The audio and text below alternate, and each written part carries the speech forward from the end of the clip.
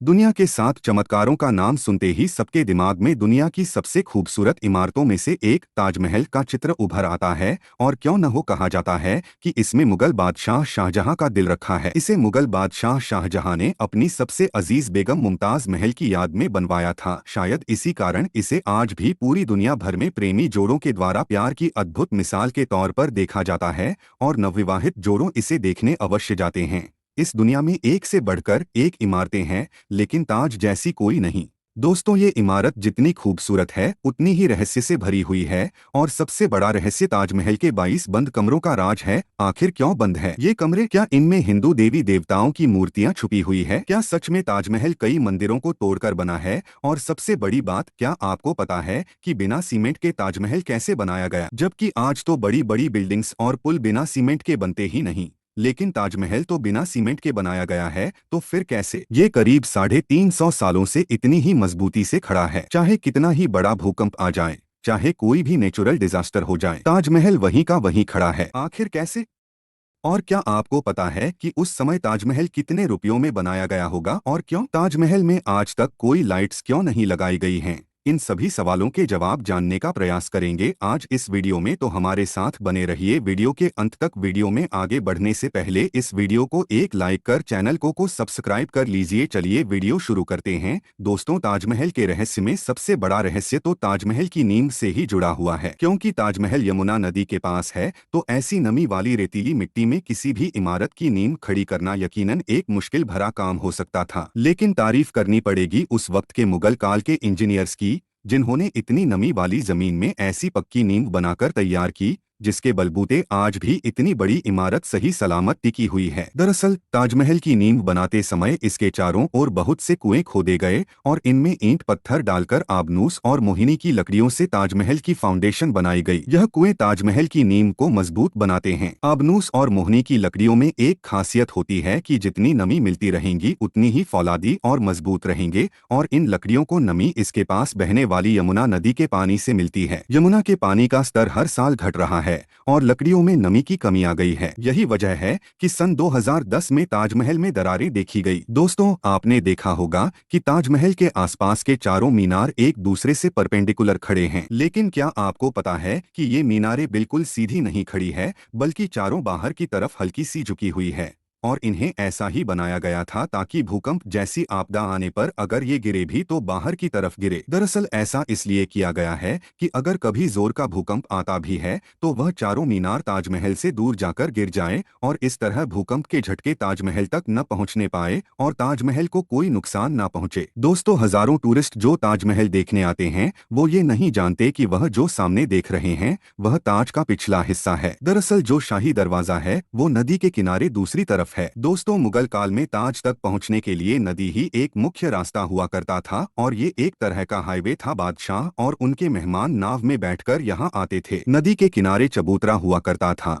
नदी बढ़ती गई और ये बहुत पहले ही नष्ट हो गया। बादशाह और उनके मेहमान उसी चबूतरे से ताज आया करते थे। कहा जाता है शाहजहां ने ताजमहल बनाने वाले वर्कर्स के हाथ कटवा दिए थे। लेकिन यह बात एक अफवाह जैसी लगती है, क्योंकि इस बात का कोई प्रमाण मौजूद नहीं है। बहुत से इतिहासकारों का मानना है कि शाहजहां ने तो कारीगरों को जिंदगी भर की सैलरी देकर उनसे यह लिखवाया था कि वह ऐसी कोई दूसरी इमारत नहीं बनाएंगे, क्योंकि 20,000 वर्कर्स जिन्होंने ताजमहल बनाया था, क्या एक ही दिन में उन सबके हाथ काटना मुमकिन लगता है? या सबको एक एक करके बुलाया गया? अगर ऐसा होता तो जैसे ही हाथ काटने शुरू होते तो बहुत से मजदूर भाग खड़े होते। और हिस्टोरिकली देखा जाए तो इस चीज का कोई प्रमाण नहीं है। दोस्तों, कहते हैं कि कुतुब मीनार भारत की सबसे ऊंची मीनार है, लेकिन शायद आपको जानकर हैरानी होगी कि ताजमहल की ऊंचाई कुतुब मीनार से भी ज्यादा है। ताजमहल कुतुब मीनार से 0.5 मीटर ज्यादा ऊंचा है। दोस्तों, ताजमहल के साथ में उसके 22 कमरों का रहस्य भी जुड़ा हुआ है, जिसके बारे में लोगों का कहना है कि उन 22 कमरों में हिंदू देवी देवताओं की मूर्तियां बंद हैं। दरअसल जब ये अफवाह ज्यादा फैलने लगी और कुछ मीडिया वालों ने सोशल मीडिया पर बहस को जबरदस्ती जारी रखा, जिसके चलते एएसआई के सोर्स ने इंडियन एक्सप्रेस को बताया कि जो 22 कमरे हैं असल में ये कमरे नहीं है, बल्कि ये एक लंबा सा कॉरिडोर है जिस पर दरवाजे लगे हैं और ऐसा नहीं है कि सदियों से इन दरवाजों को खोला न गया हो। हर 1 से 2 हफ्ते में इन बंद दरवाजों को खोलकर अंदर की सफाई की जाती है। इन सब के बावजूद भी ये मुद्दा थमने का नाम नहीं ले रहा था, जिसके बाद आर्कियोलॉजिस्ट सर्वे ऑफ इंडिया ने इन बंद कमरों के अंदर की फोटोज पब्लिकली दिखा दी। ये देख लो, इन कमरे के अंदर का नजारा कुछ ऐसा दिखता है। दोस्तों, बड़ा सवाल ये है कि बिना सीमेंट के आखिर इतना बड़ा मोन्यूमेंट खड़ा कैसे हो गया, जबकि सीमेंट का आविष्कार उस समय हुआ ही नहीं था। फिर भी बिना सीमेंट के ही ये खड़ा हो चुका था, जिसे आज तक एक भी खरोंच तक नहीं आई। दरअसल सीमेंट के आविष्कार से पहले कंस्ट्रक्शन के लिए एक खास तरह का पेस्ट इस्तेमाल किया जाता था और ताजमहल को बनाने में एक सीक्रेट पेस्ट का इस्तेमाल किया गया था। दोस्तों, ताजमहल का निर्माण 1631 में शुरू हुआ था और 1653 में लगभग 22 साल तक 20,000 मजदूरों की खड़ी मेहनत के बाद इस खूबसूरत नायाब इमारत को तराश कर खड़ा किया था। ताजमहल के निर्माण के लिए हर चीज को हीरे की तरह परख कर चुना गया था। ताजमहल की दीवारों पर जो नक्काशी है, इसकी तकनीक इटली के कारीगरों से सीखी गई थी। उज्बेकिस्तान के बुखारा से संगमरमर को तराशने वाले कारीगर बुलाए गए थे। ईरान से संगमरमर पर कैलीग्राफी करने वाले कारीगर आए थे और पत्थरों को तराशने के लिए बलूचिस्तान से कारीगर आए थे। दोस्तों, दावे के साथ नहीं कहा जा सकता कि ताजमहल को किसने डिजाइन किया था, लेकिन ये कहा जाता है कि इसे वास्तुकार उस्ताद अहमद लाहौरी ने अपनी टीम के साथ मिलकर ताजमहल का नक्शा तैयार किया था और इनकी टीम में 37 वास्तुकार थे जो दुनिया के कोने कोने से बुलाए गए थे। 1653 में जब ताज बनकर तैयार हुआ था, उस समय इसके निर्माण में करोड़ों रुपए खर्च हो गए थे। माना जाता है उस समय इसके निर्माण में लगभग 32 मिलियन खर्च हुए, जो आज के समय में लगभग 106 लाख अमेरिकी डॉलर खर्च के बराबर है। दोस्तों, ताजमहल को जितना दूर से देखते हैं ये हमें उतना ही बड़ा दिखाई देता है, लेकिन जैसे जैसे हम इसके करीब जाते हैं ये छोटी होती जाती है और ताजमहल दिन में 4 बार रंग बदलता है। जैसे अगर आप इसे सुबह 4 बजे देखेंगे तो ये काला दिखेगा, सुबह की रोशनी में ये गुलाबी दिखता है, दिन में इसका रंग दूधिया हो जाता है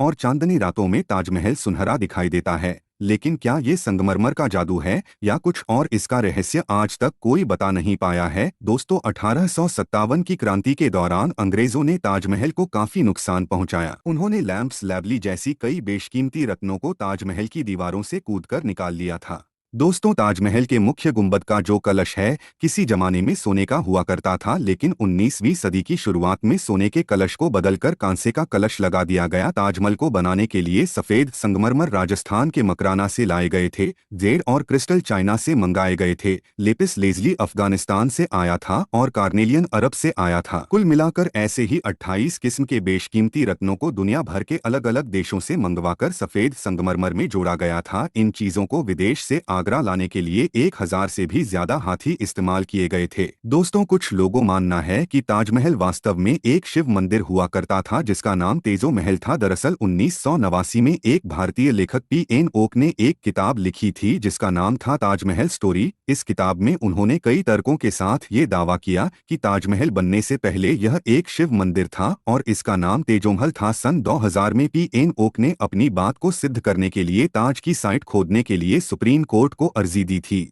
जिसे सुप्रीम कोर्ट ने रद्द कर दिया था। आर्कियोलॉजिस्ट सर्वे ऑफ इंडिया के मुताबिक ताजमहल एक शिव मंदिर था। इस बात का कोई सबूत नहीं है, बल्कि शाहजहां ने ताजमहल को बनवाया था। इसके सबूत इतिहास के पन्नों में मिलते हैं। कहा जाता है कि शाहजहां यमुना नदी के दूसरे तरफ काले संगमरमर से ऐसा ही एक और काला ताजमहल बनवाना चाहते थे। कहा जाता है कि शाहजहां मुमताज की तरह अपने लिए भी एक मकबरा बनाना चाहते थे, लेकिन इससे पहले कि वो काला ताजमहल बनवा पाए औरंगजेब ने उनको कैद खाने में डलवा दिया। लेकिन कुछ लोगों का मानना है कि ये एक मनगढ़ंत कहानियां है। जिस जगह शाहजहां ने काले ताजमहल बनाने की बात की जाती है वहां कई बार खुदाई की जा चुकी है, लेकिन ऐसा कोई सबूत नहीं मिला जिससे ये पता चले कि शाहजहां काला ताजमहल बनवाना चाहते थे। द्वितीय विश्व युद्ध और भारत पाकिस्तान युद्ध तथा 9/11 के हमलों के बाद भारतीय पुरातत्व सर्वेक्षण विभाग ने ताजमहल के चारों ओर बांस का घेरा बनाकर उसे हरे रंग की चादर से ढक दिया था, जिससे कि यह दुश्मन को दिखाई न दे सके। कि दोस्तों, मुमताज बेगम की मृत्यु के बाद पहले मुमताज को बुहारनपुर में ही दफनाया गया। उसके बाद शाहजहां ने ताज को बनवाना शुरू किया। उसके बाद बुहारनपुर से मुमताज की डेड बॉडी को निकालकर जहां ताजमहल बन रहा था उसके पास एक गार्डन में दफनाया गया। ताजमहल को तैयार होने में 22 साल लगे, जब तक मुमताज की डेड बॉडी गार्डन में बनाई गई कब्र में ही दफन रही।